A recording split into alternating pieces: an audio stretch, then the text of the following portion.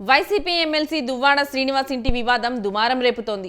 దువ్వాడ ఇంటికి ఆయన సతీమణి చేరుకోవడంతో తెల్లవార్లు ఉద్రిక్త వాతావరణం చోటు చేసుకుంది. తనకు విడాకులు ఇవ్వకుండా మరో మహిళతో వివాహేతర సంబంధం పెట్టుకున్నారని ఆరోపిస్తున్న వాణి రాత్రి శ్రీనివాస్ ఇంటి వద్దే ఆరుబయట నిద్రించారు.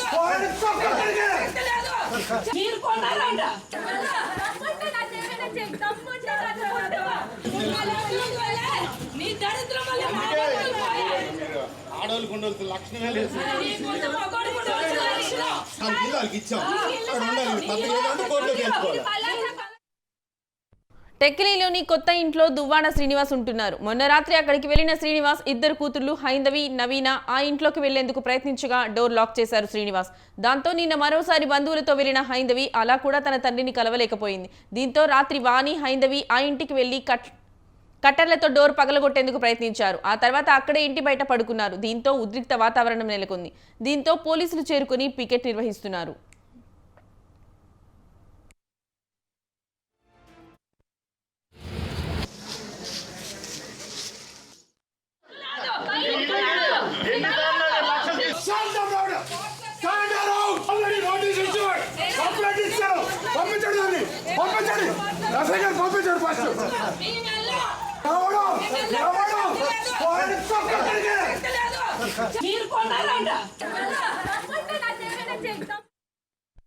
ఇక తన ఇంటి వివాదంపై స్పందించిన దువ్వాడ శ్రీనివాస్ కీలక ఆరోపణలు చేశారు. తనకు తన భార్యే ప్రథమ శత్రువు అని అన్నారు. తనకు ఎమ్మెల్యే టికెట్ ఇస్తామని పార్టీ చెప్పడంతో ఆ టికెట్ తనకు ఇవ్వాలని వాణి పట్టుపట్టిందని తెలిపారు.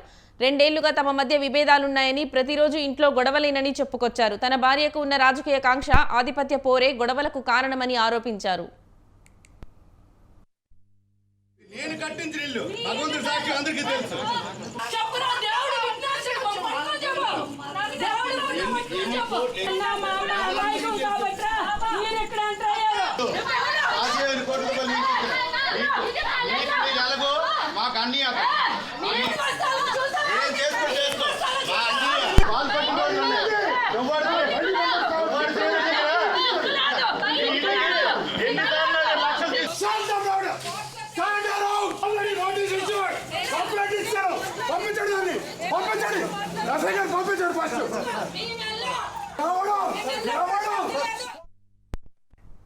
తనను బలిపశువు చేయడానికి వాణి ఆడుతున్న డ్రామా అని మండిపడ్డారు. తన ఇంటి గేట్లను గుణపాలతో పగలగొట్టారంటున్న శ్రీనివాస్ తనను హత్య చేసేందుకే ఇదంతా జరుగుతోందని ఆరోపించారు. తనను హతమారుస్తారన్న భయంతోనే కొత్త ఇంటికి వచ్చి ఉంటున్నానని తెలిపారు. అందుకే తాను గన్ లైసెన్స్ కోరుకుంటున్నట్టు వివరించారు. డిఎన్ఏ టెస్ట్లు తన పిల్లలు ఎవరితో పుట్టారు ఏదనేది, దాని క్యారెక్టర్ ఎలాంటిది అనేది మేము బ్లేమ్ చేయడం కాదు, టెస్ట్లు చేయమన్నాడు. టెస్ట్లు చేస్తే రిజల్ట్ వస్తుంది కదా. మేము ఏ వ్యక్తి పేర్లు చెప్పం బయటికి.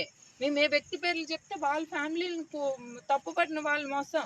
ఈమె క్యారెక్టర్ కోసమే నేను ఎవరితో ఏ విషయాలు, ఎందుకంటే నా ఫ్యామిలీలో నా పిల్లల జీవితాల్లో మాకు ఇబ్బంది పెట్టింది కాబట్టి. లేకపోతే ఎంతో మంది ఎవరో వెళ్తుంటారో పోతుంటారు. మా ఇళ్లలో ఇలాంటి ఇల్లీగల్ అఫైర్స్ అనేవి మేము ఊరుకోమండి. మేము పొలిటికల్ లీడర్స్గా మాకు ఒక రిప్యుటేషన్, పద్ధతి, పాడు ఉందండి. మా ఫ్యామిలీస్ని, మా పిల్లల్ని డ్యామేజ్ చేస్తానంటే మేము ఊరుకునే పరిస్థితి లేదండి.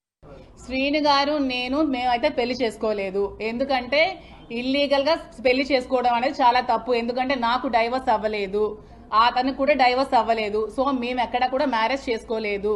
నేను అతనితో ఉంటున్నాను. అతను ఒక ఫ్రెండ్, ఒక ఫిలాసఫర్, ఒక గైడ్, అన్ని అతనే నాకు. నేను సూసైడ్ చేసుకోవాల్సిన సిచ్యువేషన్ వచ్చినప్పుడు నువ్వు అలా ఏం చేసుకోవద్దు, నీకు నేను ఉన్నాను, నీకు ధైర్యంగా ఉంటాను, నువ్వు అధైర్య పడుకో, నాకు ధైర్యాన్ని ఇచ్చి నన్ను అతను ఒక సెక్యూర్డ్ గా ఉంచుతున్నారు.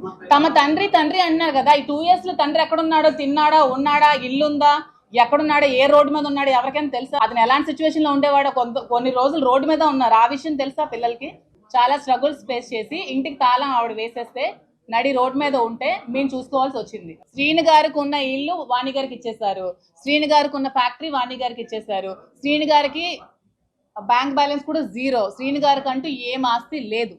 సో నేను శ్రీని గారిని దేనికోసం ట్రాప్ చేస్తానో మరి వాళ్ళకే తెలియాలి.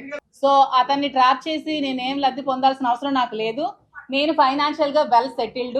నా పర్సనల్ గా నా అమౌంట్ నేను ఎలక్షన్ లో ఖర్చు పెట్టి ఎలక్షన్ చేశాను. సో దేనికోసం ట్రాప్ చేయాల్సిన అవసరం నాకైతే లేదు.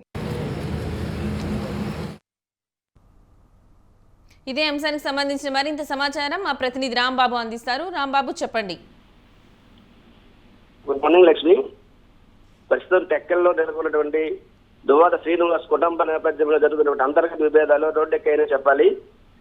గురువారం ఉదయం మధ్యాహ్నం 3 గంటల నుంచి జరిగినటువంటి ఈ వివాదం లక్షవారం శుక్రవారం కూడా స్థిరస్థాయికి చేరింది.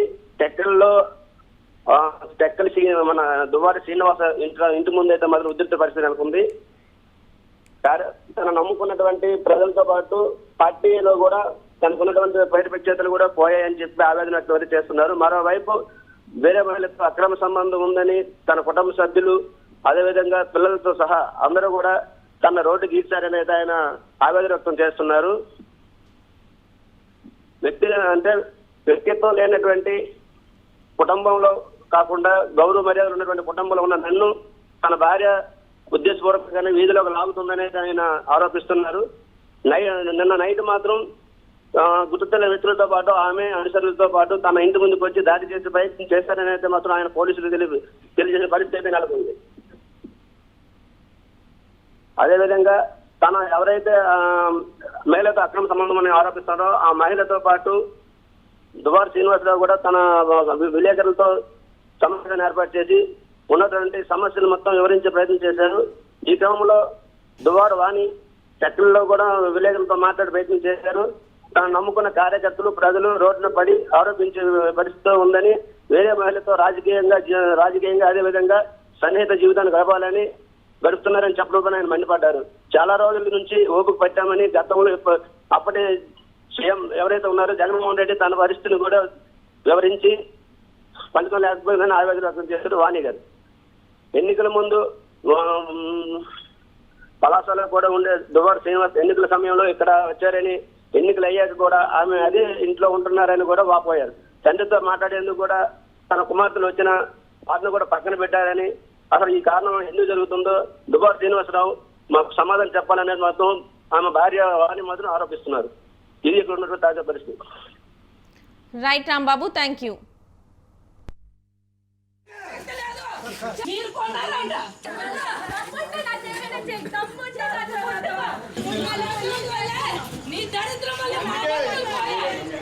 ఆడవాళ్ళకు ఉండవలసిన లక్షణమే లేదు.